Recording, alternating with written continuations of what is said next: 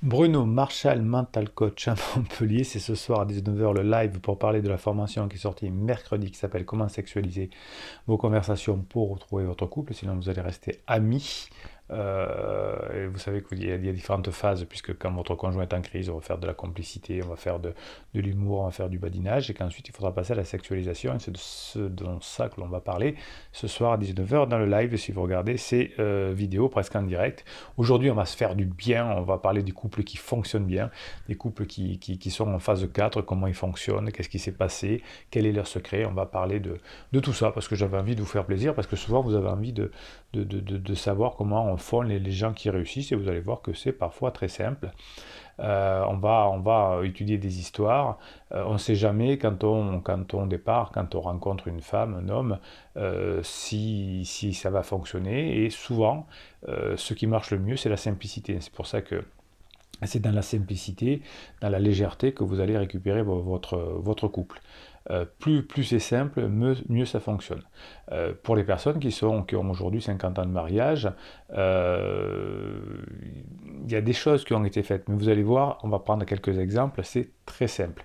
Il y a des couples qui aujourd'hui ont 50 ans de mariage. Alors avec cette pandémie, effectivement, c'est un peu compliqué. Certains se sont trouvés séparés depuis des décennies parce que avec la Covid, ils ont dû se séparer dans les EHPAD ou des choses comme ça. Mais même ça, si les visites sont compliquées, etc., dans les EHPAD, eh bien, leur amour mutuel est resté inébranlable. Donc on va prendre quelques exemples et qu'est-ce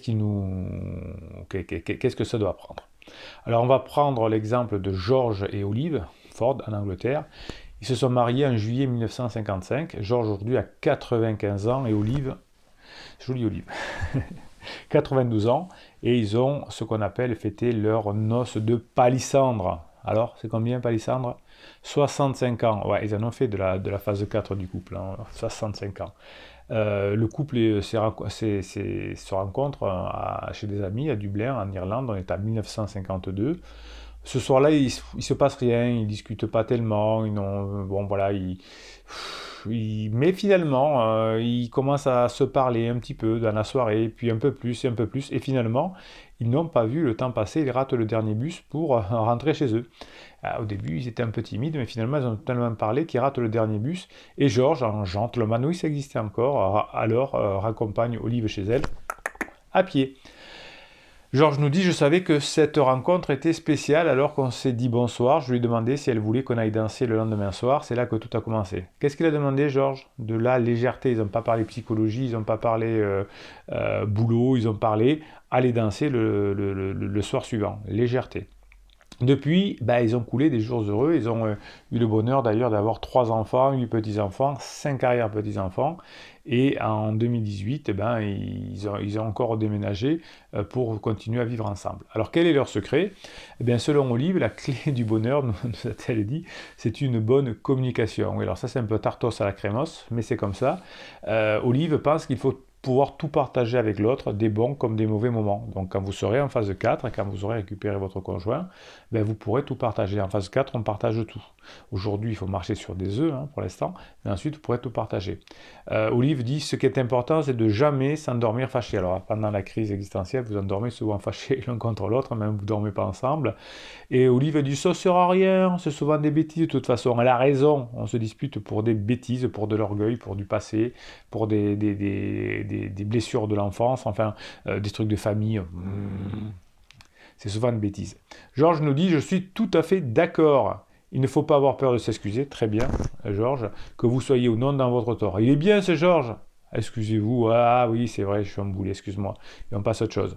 Et si l'autre vous présente des excuses, il faut avoir l'élégance. Retenez bien ce mot. Il est perdu, ce genre. L'élégance de vouloir accepter des excuses.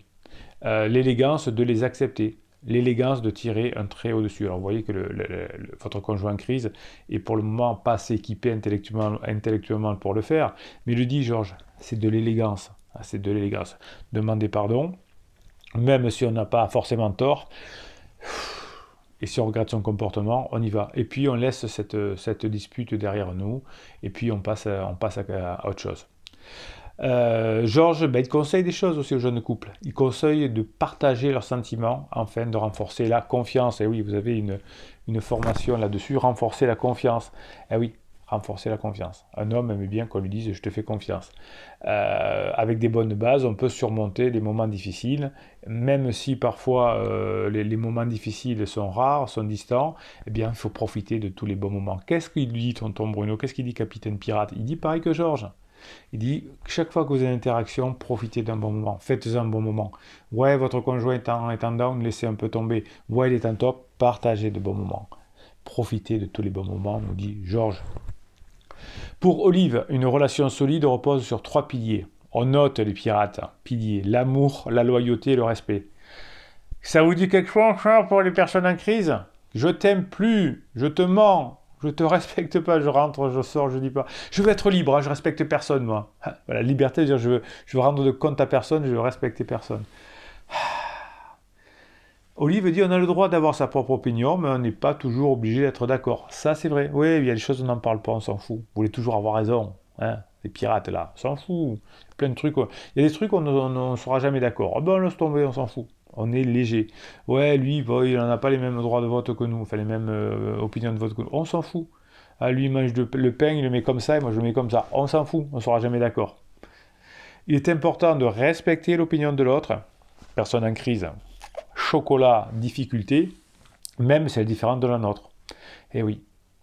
Vous voyez tout ce que Bruno vous dit. Bruno, il s'appelle par son prénom. Ah là là. Oui, c'est du bon sens. Les méthodes, on les retrouve chez les personnes les plus âgées. Allez, deuxième exemple. Arthur et Marie. Amoureux enfant, Arthur, 90 ans, et sa femme Marie, 91 ans. Oh, Marie, elle a pris un petit chou, un an de moins. Ils vivaient déjà en face, l'un de l'autre, à Clickgate, c'était en Angleterre. Ils ont commencé à se fréquenter à l'âge de 16 ans. On dit, oui, mais vous comprenez, Bruno, mon mari, ma femme s'est connu jeune, il n'a connu personne d'autre, et c'est pour ça qu'il fait sa crise, je le comprends. Non, regardez, 91 ans et 90 ans, ils sont connus à 16 ans. Le couple s'est marié en 1950, à Claygate, dans une église qui s'appelait Holy Trinity. Ouais, on se mariait à l'église encore. Et la réception a eu lieu chez les parents de Marie. Vous voyez, c'est à l'ancienne. Ils ont passé leur lune de miel dans une caravane. Ah ouais. Et malgré la pluie, ils sont allés visiter des villes, etc. Ouais, simple, simplicité. Et puis en 2019, 70e anniversaire de mariage dans une maison de retraite. 70e année de mariage. Allez, pirates, on s'accroche. Alors, on leur a demandé aussi quel était le secret de leur longue relation. Marie dit, je sais pas. Hein. Elle est humble, Marie. Humilité. Vous l'avez. Hein. Pour récupérer son conjoint, c'est humilité. Pour Arthur, il faut remercier les qualités de prise de décision de Marie.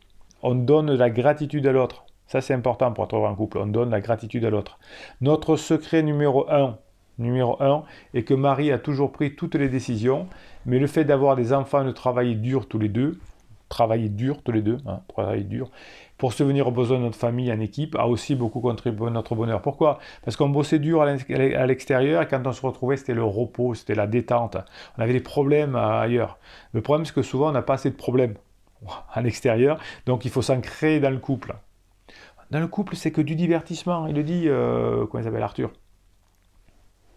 Son conseil aux jeunes couples, les compromis à petite dose. Donner peu, prendre un peu. Donner un peu, prendre un peu. À quoi Marie rajoute, mariez-vous avant d'avoir des enfants. Ouais, ça c'est à l'ancienne. J'avais une cliente tout à l'heure qui me disait qu'il s'était marié au bout de 20 ans de mariage, ou 20 ans de fréquentation, pardon. Et quelques mois après, monsieur est rentré en crise. Monsieur a demandé, elle n'a jamais voulu se marier, jamais. Puis après, on pourrait se marier, et après, il est rentré en crise. Ça arrive. Courage, Letty. Donner un peu, prendre un peu, voilà. On a des équilibres. On ne bouleverse pas les équilibres. Ça, c'est très important. Ils sont bien, hein. Vous allez vous régaler en phase 4. Finola Brosi, 68 ans, et Lise Armour, 72 ans. Oh là là, mais toutes les femmes prennent des petits choux. Hein. Non, c'est deux femmes. Finola et Lise, ce sont deux femmes. Se sont rencontrés par le biais d'amis communs en 1989 à l'occasion des 40 ans d'un ami. Leur intérêt mutuel pour la musique, l'éducation, la politique et l'égalité des droits ont rapidement rapproché. Vous voyez, des valeurs fortes et des divertissements. Alors, j'étais un peu en admiration devant cette femme dont j'avais tant entendu parler. J'étais heureuse de pouvoir enfin lui parler. Se souvient Finola. L'alchimie entre nous était palpable. Active dans l'école primaire locale, Finola s'était liée d'amitié avec certains des enseignants. Lise, professeur d'art dramatique, a invité Finola dans son appartement pour préparer une chanson pour le départ d'un professeur. Du ludique, de la légèreté, un chant. En arrivant dans son magnifique petit appartement, je ressentis une certaine appréhension lorsque Lise m'a dit que l'autre personne ne pouvait pas venir. En fait, elle ne l'avait pas invitée. Coquine. Mais ça, je n'ai su que plus tard. Et ouais, il faut être coquin, il faut faire des choses indirectement. Ouais, on sera trois, puis il y en a un qui ne peut pas venir. C'est ça qu'il faut faire aussi. Voilà, vous êtes là, vous ne dites pas les choses directement, vous faites des choses indirectes, parce que passez à la maison pour boire l'apéro parce qu'il y aura des amis, puis ils ne viendront pas, c'est comme ça. Alors Lise dit, dès que je l'ai vu, c'était un coup de foudre. Quand nous sommes embrassés, j'ai su que c'était le début d'une belle histoire. Plus de 30 ans plus tard, le couple s'affirme s'aimer aussi profondément qu'à leur rencontre. C'est beau, hein? La patate, là. Les deux femmes ont scellé leur amour en 2006. Alors, nous avons avancé contre vent et marée. Oui, c'est vrai que c'était une époque où c'était moins facile entre femmes. Survécu à des divorces contentieux et à des batailles pour le garde de nos enfants, à l'ostracisme familial, à des maladies, à des handicaps graves, et au regard constamment rétrobateur de la société. C'est comme ça qu'on se soude. Quand il y a des problèmes autour, hein, on se soude, et c'est souvent face à des ennemis communs qu'on se soude. Et souvent, les couples qui sont au moment de la crise, qui n'ont pas d'ennemis communs, qui ne sont pas soudés, c'est là que ça commence à déraper. Mais vous êtes des pirates et ça va s'arranger, évidemment, parce que vous mettez des pouces en l'air, parce que vous mettez des commentaires, parce qu'on est une communauté, parce que vous répondez, parce que je vous réponds, parce qu'on met des pouces en l'air, parce qu'il y a les formations, parce qu'il y a les lives ce soir à 19h. On est des fous. Aujourd'hui, grand-mère, nos enfants et petits-enfants se portent bien, les lois ont changé, les cœurs et les mentalités ont évolué dans une certaine mesure. L'amour ne triomphe pas de tout, c'est pas l'amour, c'est répondre aux besoins de l'autre, mais il contribue grandement au bonheur. Nous sommes de femmes très chanceuses. Alors, le secret de leur relation, c'est le respect mutuel et l'alchimie, dit Finola. Lise est d'accord, ajoutant que l'attraction, l'amour et une dose de piment les ont portés pendant toutes ces années. Attraction, amour, dose de piment. Dose de piment, c'est quoi? C'est toujours pareil, la légèreté, on badine, on s'amuse et on fait des coquineries. Le conseil de Finola aux jeunes couples est le suivant: respectez vos différences et donnez à chacun l'espace nécessaire pour grandir de son côté, main dans la main. On est là pour aider l'autre à grandir, pas pour le faire comme on aimerait qu'il soit. On est là pour aider l'autre à grandir et pour l'aimer comme il est. Kathleen, 88 ans, et Michael, 89 ans, sont mariés depuis 65 ans. Pouce en l'air. Ils se sont passés la bague au doigt en 1955 à Brillingstone, près de Bristol. Après une lune de miel à White, ils ont eu 3 enfants, 8 petits-enfants, 10 arrière-petits-enfants et un chien, nommé Whiskey. Le couple, il vit en EHPAD, forcément, ils se disent tellement heureux d'être réunis parce qu'ils s'étaient séparés à un moment donné, l'un était en EHPAD et pas l'autre. Dans un message commun, le couple a convenu que le secret d'un mariage heureux est de ne pas rester fâché très longtemps. Voilà, vous faites la gueule 10 minutes et puis c'est fini. Leur conseil aux jeunes: prenez votre temps pour tout. Prenez votre temps pour tout. Qu'est-ce qu'il dit le capitaine des pirates? Prenez du temps, soyez patient. Soyez patient. Prenez du temps. Ivor, 87 ans, et Margaret, 84 ans, se sont rencontrés sur un cours de tennis en 1972.